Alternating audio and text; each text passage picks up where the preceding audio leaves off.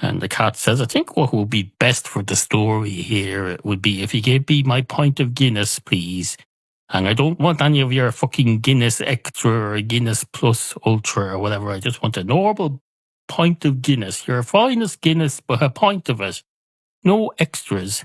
And the barman says, oh, so you want standard Guinness. You don't want my finest Guinness. My finest Guinness is the Guinness Plus with the extra 2 millimeters of head. And the cat says, no, that's just the way you present it. That's like if you sell someone a big burger and you put a toothpick on top of it to hold the burger together. Even though it's not that big, it doesn't need to be held together by a toothpick. But you put the toothpick on to give the impression that it's that extra big burger that needs a big toothpick to hold it together. And the barman says, I think you're thinking of cocktail sticks. They wouldn't use toothpicks in a restaurant. Certainly not in this country where we have standards and we have health inspectors going around. You wouldn't put a toothpick into that. For one thing, people would be disgusted to say, I don't know where that toothpick has been. I don't want it in my burger. And a bit like yourself, a cat in my bar. And the cat says, oh, is that right? That's very interesting now. And the barman says, what's very interesting now? And the cat says, whatever you just said is very interesting.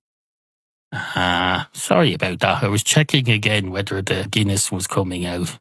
And the cat says, it seems to be taking a while, doesn't it? And the barman says, yes, it does. Yes, it does. Everything comes to those who wait, isn't that what they say? And the cat says, oh, you mean like death? And the barman says, Ash, you've got a bad attitude. Do you know that? You've got a bad attitude. But I'm a hospitality provider, so I'm just going to sit here and make you a nice pint of Guinness Plus, even though you only want a normal Guinness and not even going to charge extra for it. I'm going to give you a pint of Guinness Plus. And the cat says, excuse me, I do not want a pint of Guinness Plus. I know how that's made. They dilute the head somehow so there's extra air. It takes away from the experience. It makes the head less creamy because you stretch it out another couple of millimeters. That's what I suspect anyway. I don't want that. I've been looking forward to this pint of Guinness all day. I've had a long day at the cat office doing cat stuff in the cat office. And I come in here and I really don't, by the way, I really don't need to hear about your office. And the barman said, wait, I thought you asked me about my office. And the cat says, oh, yes, I did. I shouldn't have. But you're a hospitality provider. You should be able to determine whether or not I really want to hear about your office. You should know that if someone comes into the bar and asks about your office, you should be able to sense, using your hospitality sensors, you should be able to sense whether or not the customer really wants to hear about your day at the office or they just want you to ask about theirs. And the barman says, I suppose I should. But sometimes it's just hard to give a shit about anything. And the cat says, okay, maybe you're not a hospitality provider after all. What are we going to do here? And the barman says, I don't know. I suppose we could just give up. And the cat says, give up what? And the barman says, well, I suppose there's nothing to give up because we don't exist, so we're not really giving anything up.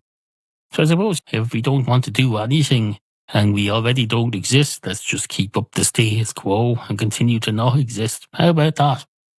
And the cat says, does that mean we stop talking? And the barman says, we were not talking in the first place. This conversation isn't happening. We don't exist. This conversation isn't happening. This Guinness that I'm pouring for you isn't going to pay any rent of mine because it doesn't exist and this isn't a bar. So there'll be no benefit to anyone except maybe to you. Maybe you have a better imagination than mine and you can enjoy a pint of imaginary Guinness better than my average customer who doesn't exist. I don't know. And the cat says, you know what's wrong with you?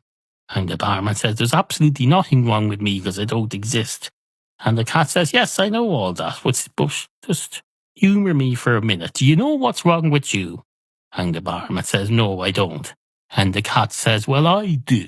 You're a cunt. That's what it is.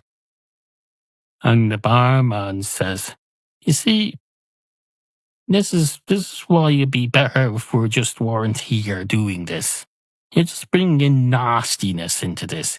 And the cat says, don't be ridiculous. There was no nastiness in that. It was just me saying the C word, making myself laugh despite not existing, bringing laughter into the world. How could be anything to be bad about that? I bet you there's at least one or two people who spoiled listening to that, even though we don't exist. And the barman says, oh, that's an awful thing to accuse the listener of doing, of enjoying someone saying the C word. Do you know, half the people listening to this are Americans. Over there, if you say the C word over there, and by C word I mean cunt, oh, they think it's the end of the world. It's worse than when Sinead O'Connor tore up the Pope's hat on some MTV awards or something. Do you remember that, Sinead O'Connor? May she rest in peace.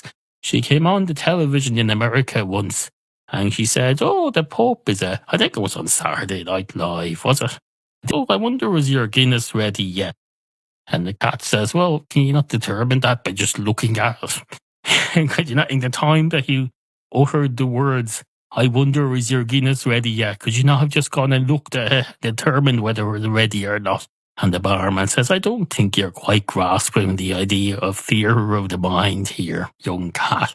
Young cat, you're really not getting it at all, are you? It's of no value. If I'm just sitting here thinking, I wonder what that Guinness is like, and I'm not saying anything, that's of no value, wouldn't it?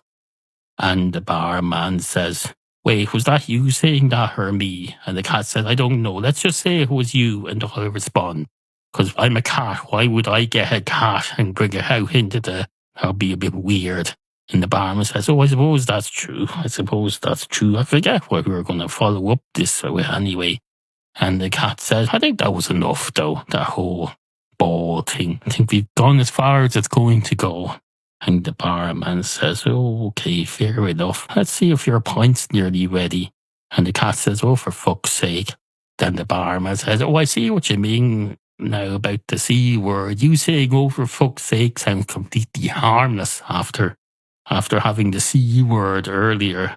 And the cat says, I didn't say the F word would be less shocking because we did the C word earlier. I didn't say anything like that. Did you? And the barman says, no, but it's theatre of the mind. Let's pretend we did. And the cat says, okay, what do we pretend I said? And the barman says, see proceeding. And the cat says, how about we pretend you didn't say see proceeding? And the barman says, okay, now what? And the cat says, now you look at the clock there and realise you've been talking for 27 minutes non-stop. You think, Christ, I didn't realise that. That's quite impressive. And the barman says, it's less impressive when you realise it's two people talking. It's a dialogue. A monologue for 27 minutes would indeed be quite impressive. But no, there's two of us here. It's a dialogue. So that's less impressive. Any podcast can have a dialogue for 27 minutes non-stop. You do a whole lot. Joe Rogan goes on for 3 hours talking to some fella. They say, hello, I'm Joe Rogan. Here's 10 minutes of ads for drugs that you put in your Irish butter. You stir them into your coffee and then you pour them down your gullet. And then you do a podcast. My guest today, he's he's your man. Who's your man? What's his face? The controversial fella who I have on all the time. He's not really that controversial, is he? No, the fella who he just likes to stab people in the face. That fella you have on a lot who likes to stab people in the face. We're going to have him on for 4 hours now today because you want to hear what he has to say. And the cat says, I don't think Joe Rogan has anyone on who likes to stab people in the face. And the barman says, I told you this is a theatre of the mind. It's not real. It's an exaggeration. It's like a caricature of the actual Joe Rogan program. We pretend he has people on who like to stab people in the face. And that's an exaggeration, a caricature of what he actually does, which is relatively less extreme than that. It's just making a point. And the cat says, speaking of making a point, and the barman says, what? And the cat says, how's my pint going? And the barman says, oh, let's see now. Oh, it's up to 29 minutes and 17 seconds. And the cat says, no, I mean, how's my pint doing? And the barman says, oh, your Guinness. Here you go, here it is. And the cat says, about fucking time. Can I have a straw, please?